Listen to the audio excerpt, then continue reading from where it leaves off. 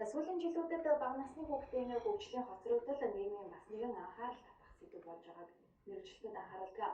За ялангуяа аутизм, даун, оюуны болгоны хэл яриа, харилцааны хөгжлийн хоцрогдол, бэрхшээлийн талаарх мэдээлэл эцэг эхчүүдэд төдийлөн хомс байдаг байна.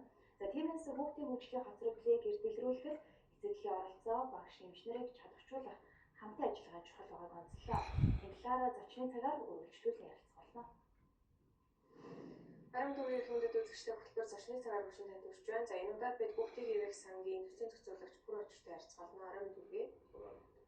За сүүлийн жилүүдэд хүүхдийн хөгжлийн хоцрогдол гэдэг сэдв бол нийгэмд бас хүндэтгэдэг болсон. Ялангуяа 0-5 насны хүүхдийн хөгжлийн хоцрогдол нь улсын түвшинд юу хэр байна? За хүүхдийн хөгжлийн хоцрогдол, за хөгжлийн бэрхшээл гэдэг олон нийтийн үндсэн сэдв бол нийгэм их байна л да.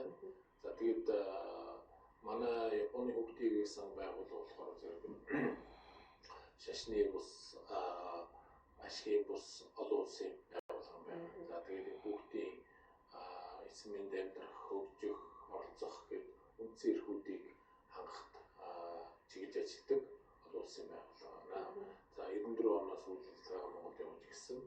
За тэгээд манай байгууллагын одоо эрүүл мэнд боловсрол гэдэг хүүхдийн эрхийг дэмжих чиглэсэн хөтөлбөрүүдээр дамжуулж төсөл хэрэгжүүлдэг юм байна. За тэгээ энэ чиглэлдээ бид бас олон жил энэ хөгжлийн бэрхшээлтэй хүүхдийн эрхийг хамгаалах, тэдэнд хөгжихдээ туслах төлөвлөрийн төслүүдийг энэ засгийн газар бол орон нутгийн засаг захиргаанд хамтран хэрэгжүүлж байна л да.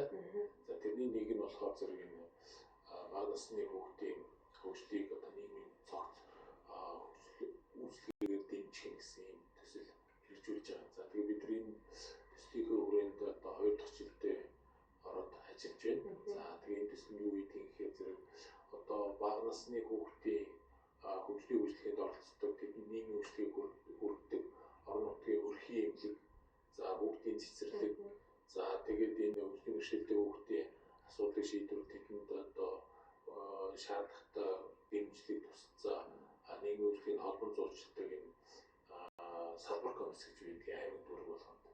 Тэгээд эдгээр бүтцийн байгууллагуудаа засгийн газрын нийгмийн үйлчлэгийн агаан шатны энэ байгууллагуудтай хамтарч энэ эдгээр хүүхдүүдийн хөгжлийг дэмжиж гэсэн төсөл хэрэгжүүлдэг. За хөгжлийн хоцрогдол гэдэг нь хамгийн түрүүд хаана очиж илэрдэг вэ гэхээр зэрэг энэ өрхийн эмнэлэгт илэрдэг. Одоо хүүхд төрлөө. За тэгээд дараа нь өрхийн эмчтэй үзүүлээд ингэ хялтанд ордог шүү дээ. Тэгээ энэ үедээ бол хүүхд маань зохиох наснда өөрийн хөгжлийн чадваруудыг эзэмшсэн байх ёстой. За тэгээд тэр чадварууд дээр тулгуурлаад цаашид одоо нийгмийн үйлчлэгээ боловсрол эзэмших тийм ээ. Эрүүл мэндийн үйлчлэгээ авах юм боломж нэгддэг. За тэгэхээр өрхийн эмч энэ өрхийн эмнэлгүүд дээр эдгээр хүүхдүүдийн энэ хөгжлийн үнэлгээ хийгээд, за тэгээд эрүүл мэндийн үйлчлэг хийгээд, за тэгээд тохирох наснда одоо эрүүл мэндийн байдал болоод хөгжлийн чадварууд нь байна уу гэдгийг үнэлж одоо оншилж үзтгэлтэй. Тэгээ энэ наснда хүүхдийн хөгжил хоцрогдол илэрч сайн илрүүлээд, за тэгээд цаашдын одоо эрсдлээс сэргийлэх суурийг эндэл тавьдаг ёстой.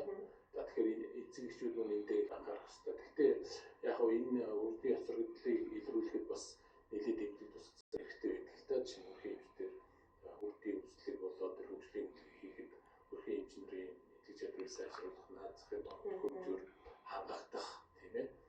Тэгээд дээр нь одоо тэр хагас ордооргийн буюу тэр өрх цэцэрлэг сургуулж одоо өрх одоо хотод бол энэ нэг хороонд ингэ байрлаж байгаа үйлчлэгээ үзүүлж байгаа байгууллагууд ч тийм. Тэгээ энд бол хамтран ажиллах ёстой. За тэгээд эдгээр өрхтөр үзүүлж үйлчлүүлж байгаа хүмүүс маань цэцэрлэг дээр очдог. За цэцэрлэг дээр бол тэр хүмүүс маань бас өрхийн дэмжлэг тусцаа шаардлагатай хүмүүс бол бас нэлээд дэмжлэг хэрэгтэй болдог. Ялангуяа эдгээр хүмүүстэй ажиллахад энэ сургалтын одоо зарчсан арга зүй багш нар эзэмшиж, тэгээ эцэг бол бусад хүмүүстэй тэр хүүхдийн хөгжлийн төлөө ажилладаг байхгүй.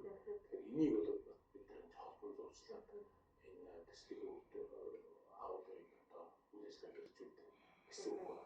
За хөгжлийн хоцрогдолд одоо юу болох вэ гэхээр зэрэг мэдээж одоо хэрэгдэг энэ хөгжлийн бэрхшээлүүд байна л да. Бэрхшээлийн төрөлд сая таажсан дурдсан аутизм, бэрхшээлч гэдэг юм уу, бие барилдрын хөдөлгөөний бэрхшээлч гэдэг юм уу тийм ээ. Эдгээр олон төрлийн бэрхшээл тусгай хэрэгцээ бас байдаг. За тэр нь болохоор олонхоо төрөлхийн гэж байгаа. Гэхдээ бол хамгийн гол нь эдгээр хүүхдүүдийг тэр хөгжлийн илрүүл эрт арга хэмжээ аваад за шаардлагатай тэр эмнэлэг нөхөн сэргээх за тэгээд боловсролын үйлчлэгийг эртэл үзүүлж явах юм бол цаашид тэр хүүхдүүд хөгжлийн яс сургуулаа даван туулж тийм ээ нийгмийн иргэн болоход төлөвшөлт туслах хэрэгтэй. Энэ л бол гол зорилго юм аа. Тэгэхээр манай бол одоо энэ чиглэлрүүл их ачилдаг гэсэн үг л дээ. Тэгэхээр одоо жишээ нь хөгжлийн бэрхшээл хүүхдийн хоцрогдолтой холбогдуулаад хүүхдийн эрхийг хаан зорч үзэж байна. Өнөөдрийн Монгол улс одоо жишээ нь хүүхдүүдийнхаа яг энэ эрхийг хангахад яг бэлэн байна уу? За цэцэрлэг өрхийн эмнэлгээс ахуулаад, үүднээс ахуулаад, үйлчлэгээ тоног төхөөрөмжөөс ахуулаад биднэрт одоо шаардлагатай, дутагдaltaй зүйлс ямар зүйлс байна? Тий яг хөгжлийн бэрхшээлтэй хүүхдийн одоо 9 амьдрах за боловсрол эзэмших нийгмийн харилцаанд оролцох эрх гэж байна. Тэгээд тэдгээр эрхийг хэрэгжүүлэхэд мэдээж одоо манай төр засгаас хэрэгжүүлж байгаа одоо бодлого эрх зүйн орчин бол мэдээж нэлээд таатай л да. Бэрхшээлтэй эрхийн тухай хуульч гэж байна. За тэгээд боловсролын хуулийн тус тодорхой заасан бүлэг заалтууд байгаа эзэмших эрхийг хамгаалсан.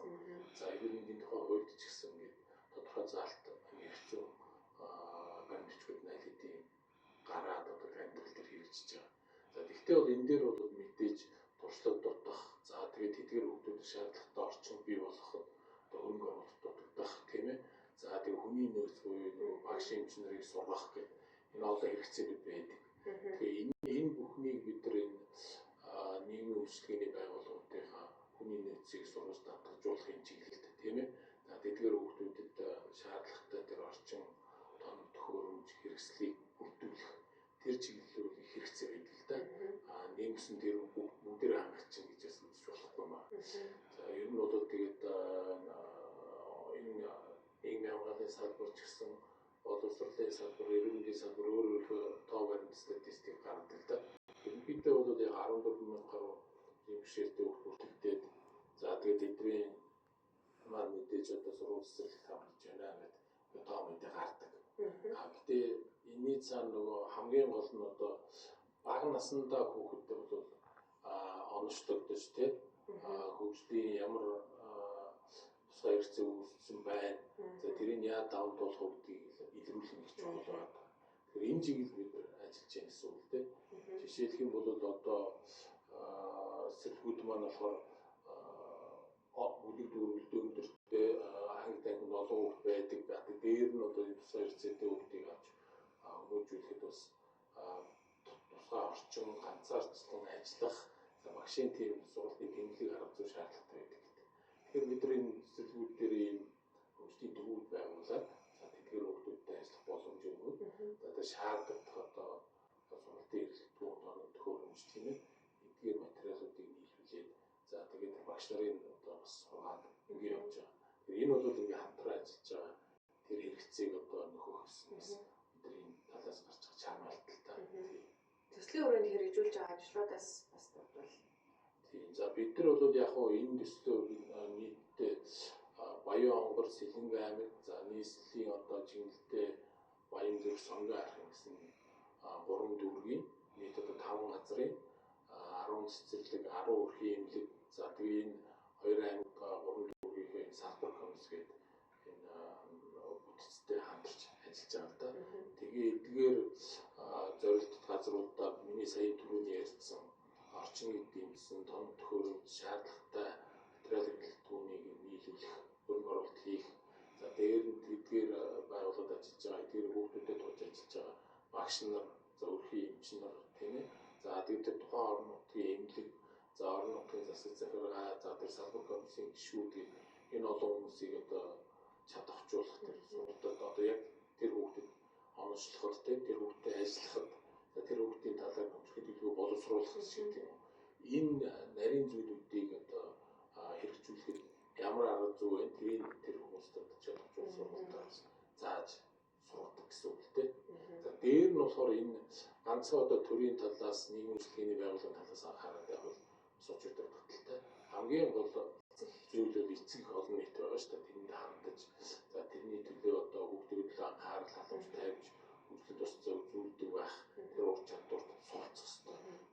тэдэнд хандсан тэдний хандлагыг өөрчлөх судалгаа мэдээлэл түгээх тийм сургалтуудыг тэр тухайн байгууллагуудтай хамтран зохион байгуулах зэрэг ийм ажлуудыг бас хийдэг байгаа.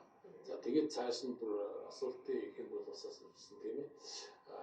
Хэдийгээр бодлого эрх зүйн орчин энэ чиглэлд бас нэлийн бүрдсэн ч гэсэн бодлого эрх зүй гэдэг чинь бол амьдралаас ургасан орчин нөхцөлд хэрэгжиж явах хэрэгтэй. За тэгээд тэрнийхээ нөлөөгөөр тэр байн сайжирч тэдгээр хүмүүсийн эрх боломжийг нээж өгсөн чиглэлд урагшилж явах хэрэгтэй. Тийм болохоор энэ холбогдох энэ яам за мэргэжлийн байгууллагуудтай хамтарч ажиллаад тэдгээр бодлого эрх зүйгээ сайжруулах, тэдгээр хүмүүсд туслах чиглэл рүү ямар зүйл хийж болох вэ гэдэг дээр бас хамтарч ажилладаг. Тийм ажлууд бас хийгддэг гэсэн үг тийм. Та мэдээлэл өгсөн юм баярлалаа. За баярлалаа. Улбар зочны цагаар